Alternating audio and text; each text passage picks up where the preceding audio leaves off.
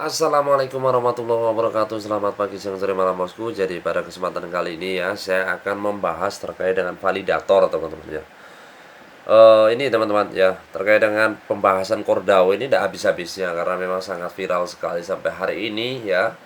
Mulai dari bagaimana sih harganya, yang berikut terkait dengan bagaimana caranya ya, mulai dari vouchernya, mulai dari airdropnya, mulai dari sekarang yang terbaru testnetnya, yang berikut perkembangan hak tanggal 6 Februari itu seperti apa ya. Ini semua memang lagi artinya kita menunggu ya teman-teman ya. Dan sebagai holder Cordao ya kita harus sabar untuk bisa menunggu itu sendiri. Tapi di sisi lain selain menunggu kita harus sama-sama belajar ya teman-teman ya. Di sini saya katakan sama-sama belajar karena saya juga bukan ahli dalam bidang blockchain itu sendiri ya. Kalaupun sebentar penjelasan saya itu kurang paham atau misalkan kurang ada kesalahan ya tolong ditambahkan ya teman-teman. Seperti itu dulu ya.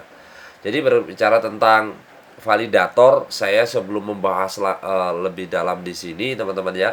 Jadi kita harus tahu dulu validator itu apa dalam cryptocurrency. Ini saya ambil sumber dari koin investasi ya.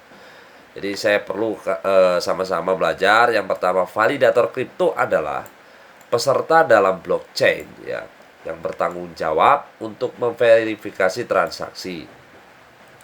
Ketika menentukan keakuratan transaksi, validator menambahkan ke buku besar ya.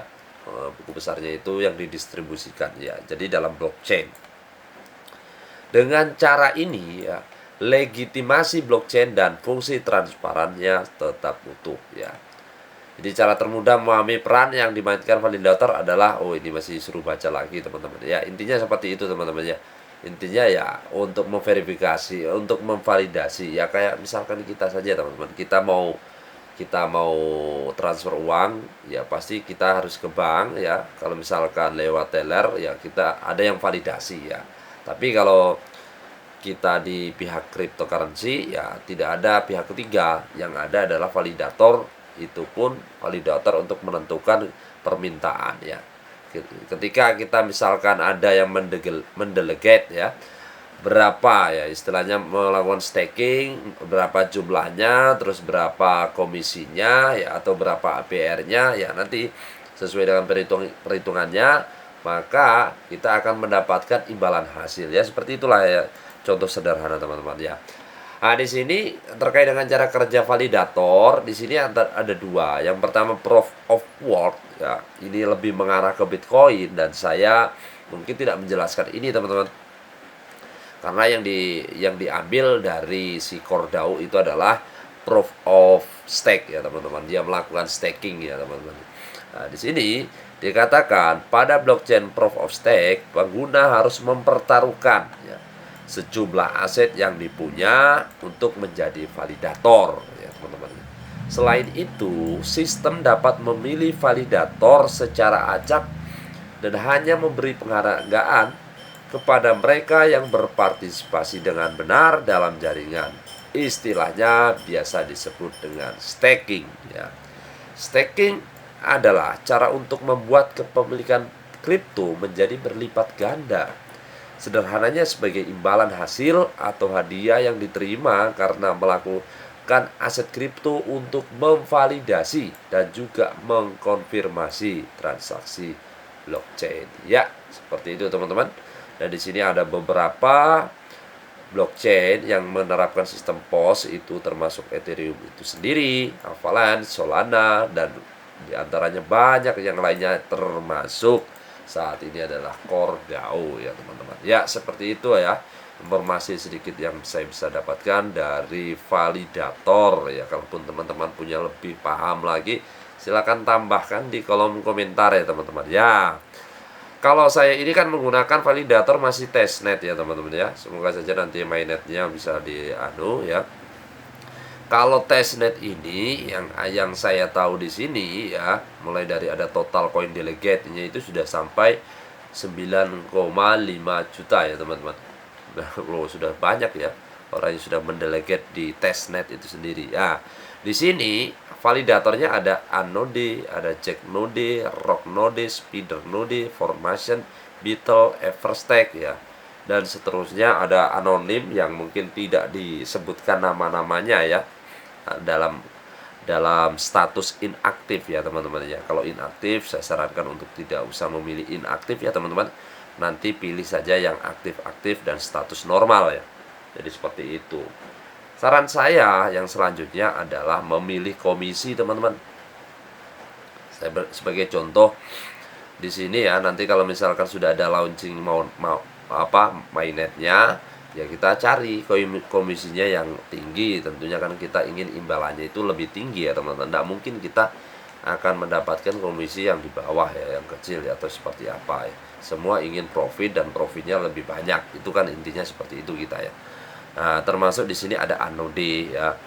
Ada Anode yang berikut, ada Formation Node ya. Yang berikut ada Battle Node dan Spider Node ya teman-teman. Kenapa itu yang saya sebutkan ya, karena itu komisinya yang besar ya teman-teman. Jadi seperti itu yang saya tahu ya. Kalau teman-teman punya istilah lain ya silahkan. Kalau ini sebenarnya setahu saya juga ada APR. APR itu kepanjangan dari annual percent rate ya, dan dihitung per tahun ya teman-teman, dihitung per tahun ya. Kita lihat nanti kalau teman-teman bisa pemahaman lebih lanjut lagi terkait dengan komisi dan APR ya, tambahkan di kolom komentar. Nah, yang berikut ya, jadi nanti teman-teman bisa langsung mengklik saja, mengklik ini misalkan ya teman-teman ya, di sini Anode ya. Anode ini tinggal teman-teman nanti akan mendelegate ya. Mendelegate itu ya berapa yang akan di staking ya teman-teman ya. Core-nya berapa, nanti hitung-hitungannya ya di sini. Nah, sementara ini misalkan saja untuk testnetnya ini ya, testnet ini kan hanya tes-tesan saja ya. 1,7 juta T-core ya teman-teman ya. Ini yang sudah orang melakukan delegasi di Anode ya. Sementara komisinya 7%. Kalau misalkan kita klik saja, maka nanti teman-teman akan terhubung ke MetaMask. Ini mohon maaf karena saya tidak terhubung ke MetaMask. Nanti akan didirect ke MetaMask dan langsung berapa yang teman-teman akan delegatkan ya, 1 core kah, 2 core kah, 3 core dan seterusnya, dan selesai ya teman-teman. Dikonfirm saja sudah selesai. Dan itu ya kita akan nantikan ya profit per bulan atau per bulan ya, selama mungkin 1 tahun ya teman-teman ya, seperti itu. Ya, termasuk yang lain ya, ini ada formasi node ya. Nah, teman-teman ini ya, setiap setiap validator itu ya tergantung ya. Misalkan saja kayak tadi ya, Anode ini kan dengan komisi 7%, yang deposit itu sudah 1,7 juta ya teman-teman. Sementara Formation Node ini ada komisi 5%, depositnya 1,3 juta ya teman-teman ya. Yang berikut kalau misalkan Spider-Man ya, Spider Node ya teman-teman ya. Di sini yang deposit 1,4 juta ya. Di sini komisinya 4% ya. Dan berikut ya, di sini ada Battle Node ya. 1,2 juta dengan komisi 4%. Ya, itulah mungkin sedikit informasi dari saya teman-teman. Semoga bisa membantu, dan kalaupun ada yang bisa menambahkan jawaban terkait dengan staking ini ya teman-teman ya, terkait dengan CoreDAO ini ya, silahkan tambahkan di kolom komentar ya. Mohon maaf kalau misalkan ada kekurangan.